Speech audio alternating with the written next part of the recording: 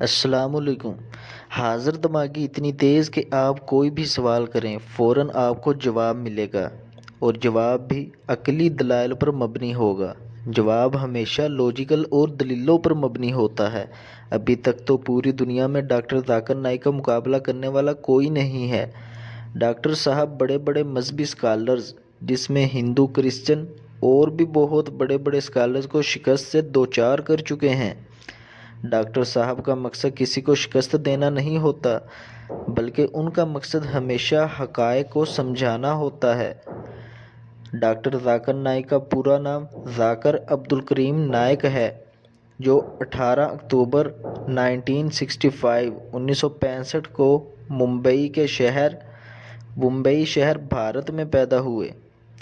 ان کا تعلق تعلیمی اور دینی ماحول سے تھا، جس نے ان کے علمی رجحان کو پروان چڑھایا۔ ممبئی یونیورسٹی سے MBBS کی ڈگری حاصل کی۔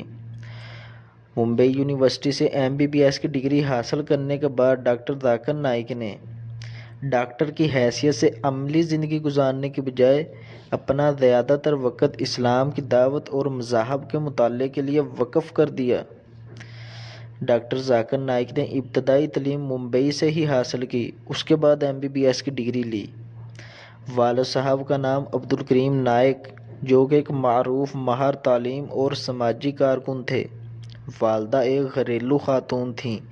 بچپن ہی سے ڈاکٹر ذاکر نائک کو پڑھنے لکھنے کا شوق تھا، جس نے بعد میں ایک عظیم اسکالر بننے کی راہ دکھائی۔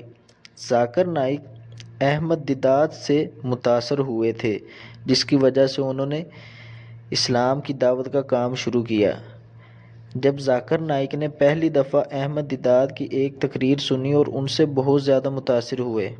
احمد دیدات ایک مشہور اسلامی اسکالر اور مبلغ تھے، جو 1918 کو بھارت میں پیدا ہوئے اور بعد میں اپنے خاندان کے ساتھ جنوبی افریقہ منتقل ہو گئے۔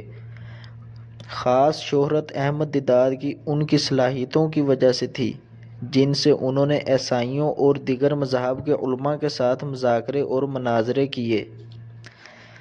احمد دیدات کی طرز گفتگو، انہوں نے لوگوں کو قرآن و سنت کی دعوت دی۔ ذاکر نائک بھی اپنے کئی بیانات میں احمد دیدات کا ذکر کرتے ہیں۔ احمد دیدات کی طرز گفتگو اور مہارت نے ذاکر نائک کو بھی اس راہ پر چلنے کی ترغیب دی۔ احمد دیدات کا انتقال 8 اگست 2005 کو ہوا۔ 1996 میں فالج ہو گیا تھا، مکمل طور پر مفلوج ہو گئے تھے، بات کرنے سے بھی قاصر تھے، لیکن پھر بھی دل و دماغ بیدار تھا۔ مفلوج ہونے کی وجہ سے 2005 میں 8 اگست 2005 کو احمد دیدات کا انتقال ہوا تھا۔ ڈاکٹر ذاکر نائک کی پہلی ملاقات احمد دیدات سے 1987 میں ہوئی، جب ڈاکٹر ذاکر نائک نے احمد دیدات کی ایک تقریر سنی اور ان سے بے حد متاثر ہوئے۔ پھر ڈاکٹر ذاکر نائک نے ان سے ملنے کا فیصلہ کیا اور ان کے ساتھ کام کرنے اور ان کے نقش قدم پر چلنے کا فیصلہ کیا۔ احمد دیدات نے ذاکر نائک کی صلاحیتوں کو پہچان لیا اور وہ جان گئے کہ یہ ایک بہت بڑے اور عظیم اسکالر بنیں گے، بہت بڑے مبلغ اور عظیم اسکالر بنیں گے۔ احمد دیدات نے ڈاکٹر ذاکر نائک کو بعد میں دیدات پلس کا بھی ٹیگ دیا تھا، جو کہ ان کے لیے بہت ہی زیادہ عزت بخش تھا۔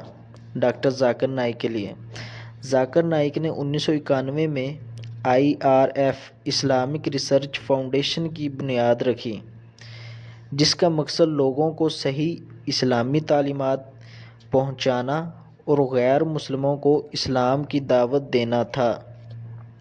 ذاکر نائک نے دنیا بھر میں سینکڑوں تقاریر کیں اور مختلف مذاہب کے درمیان مکالمے کو فروغ دیا۔ مختلف مذاہب کا مطالعہ بھی کیا۔ ڈاکٹر ذاکر نائک نے لیکچر کا خاص موضوع اسلام، عیسائیت، ہندو مت اور بدھ مت اور دیگر مذاہب کے درمیان تقابل ہے۔ ذاکر نائک نے سوالات و جوابات کے سیشنز بھی اٹینڈ کیے، جہاں لوگ مختلف دینی اور مذہبی سوالات کرتے تھے اور ڈاکٹر ذاکر نائک ان کے جوابات دیتے تھے۔ جوابات بھی ایسے جو عقلی دلائل پر مبنی ہوتے تھے۔ سائنس اور قرآن و سنت کی روشنی میں ان کے جوابات دیے جاتے تھے۔ باقاعدہ ان کا حوالہ دیا جاتا تھا، ان کا ریفرنس بتایا جاتا تھا کہ یہ آیت کدھر ہے، کون سی جگہ پر ہے، پورا باقاعدہ بتایا جاتا تھا۔ 2006 میں پیس ٹی وی کا آغاز کیا، جو دنیا بھر کے ممالک میں دیکھا جاتا ہے، اور اس کی نشریات مختلف زبانوں میں ہو چکی ہے۔ ذاکر نائک کی دعوت سے اب تک 12 لاکھ سے زائد لوگ مسلمان ہو چکے ہیں۔ کچھ مسلمان تو ان کی تقاریر میں ہی ہو جاتے تھے۔ انہوں نے 2016 میں بھارت تب چھوڑا جب ان پر الزام لگایا گیا کہ ان کے لیکچرز نے کچھ افراد کو انتہا پسندی اور دہشت گردی کی طرف رغبت دی۔ یہ الزام اس وقت سامنے آیا جب ڈھاکہ، بنگلہ دیش میں ایک دہشت گردی کا واقعہ ہوا اور کہا گیا کہ ملزم نے ذاکر نائک کے لیکچر سے متاثر ہو کر یہ قدم اٹھایا تھا۔ ان الزام کے بعد انڈیا گورنمنٹ نے ذاکر نائک کی ساری جائیداد ضبط کر لی اور ان کے آرگنائزیشن اسلامک ریسرچ فاؤنڈیشن پر تحقیق شروع کر دی اور پیس ٹی وی چینل پر بھی پابندیاں لگا دیں۔ ذاکر نائک نے تب انڈیا چھوڑ دیا اور وہ اسی دوران ملیشیا تبلیغ پر نکلے ہوئے تھے، اسلامی دعوت پر نکلے ہوئے تھے، تو انہوں نے وہیں ملیشیا ہی رہنے کا فیصلہ کیا اور ابھی وہ ملیشیا کے ہی ان کے پاس شہریت ہے۔ ڈاکٹر ذاکر نائک کو مختلف اعزازات سے بھی نوازا گیا ہے۔ انہوں نے اپنے اوپر ان پر لگنے والے الزاموں انہوں نے ہمیشہ ان کی صفائی دی اور کوئی الزام بھی ان پر ثابت نہیں ہوا۔ ان کو مختلف قسم کے اعزازات سے بھی نوازا گیا ہے۔ 2013 میں ملیشیا کے بادشاہ کی طرف سے ان کو اعزاز سے نوازا گیا۔ اسی سال 2013 میں دبئی کی جانب سے دی گریٹ پرسنالٹی آف اسلام کے اعزاز سے نوازا گیا، جو بہت ہی نمایاں اور خاص شخصیات کو ملتا ہے۔ 2015 میں شاہ فیصل ایوارڈ سے نوازا گیا، سعودی عرب کی طرف سے۔ یہ اعزازات اور یہ جو ایوارڈز ہیں یہ اسلامی خدمات میں ان کی خدمات کے اعتراف میں ہیں۔ ڈاکٹر ذاکر نائک کے فیس بک پر 24 ملین سے زیادہ فالورز ہیں اور ان کی تقاریر اور ان کے جو عقلی دلائل ہیں ان کی وجہ سے لوگ بہت زیادہ ان سے متاثر ہوئے ہیں اور بہت زیادہ لوگوں نے اسلام قبول کیا ہے ان کی تقاریر کے اندر ہی۔ ڈاکٹر ذاکر نائک نے ہمیشہ لوگوں کو صحیح اور سچ بتایا ہے۔